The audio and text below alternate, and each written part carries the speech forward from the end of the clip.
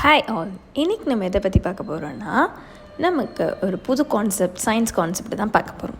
இதுக்கு முன்னாடியே உங்கள்கிட்ட ஒரு கொஷின் கேட்குறேன். வேர்ல்ட்லேயே ஃபஸ்ட்டஸ்ட் ரன்னர் யாருன்னு தெரியுமா? Yes, it is Usain Bolt. Okay, வேர்ல்ட்லேயே ஃபாஸ்டஸ்ட்டாக போகக்கூடிய ட்ரெயின் எதுன்னு தெரியுமா? ஓகே, இந்த ஆன்சர் வில் பி ஷான் மங்களவ்.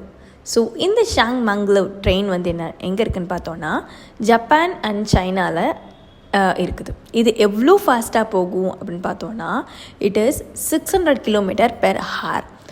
இதில் ஸ்பெஷலான விஷயம் என்னன்னு பார்த்தீங்கன்னா it has a no engine at all. So அப்படி இருந்து இது ஃபாஸ்ட்டாக போகுது. அதுக்கு என்ன காரணம்னு பார்த்தீங்கன்னா it is because of electromagnet. So இந்த ட்ரெயினுக்கு ஹார்ட்டாக இருக்கிறதே இந்த எலக்ட்ரோமேக்னெட் தான். ஃபர்ஸ்ட் ஆஃப் ஆல் நம்ம மேக்னெட்னா என்ன, எலக்ட்ரோமேக்னெட்னா என்னங்கிறத பார்த்துடலாம். எல்லாருமே டேட்டு போடும், இட் டசன்ட் கோ. ஸோ அதை மாதிரி மேக்னெட்டோட ப்ராப்பர்ட்டி எப்பயுமே குறையாது.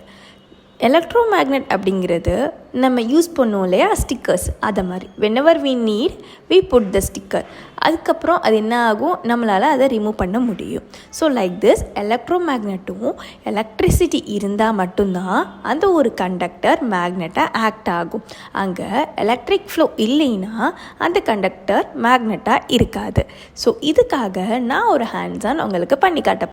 ஸோ இந்த ஆக்டிவிட்டிக்கு நமக்கு என்ன வேணும்னு பார்த்தீங்கன்னா nail, copper wire, and then some piece of paper clip, and then battery which is 9 volt.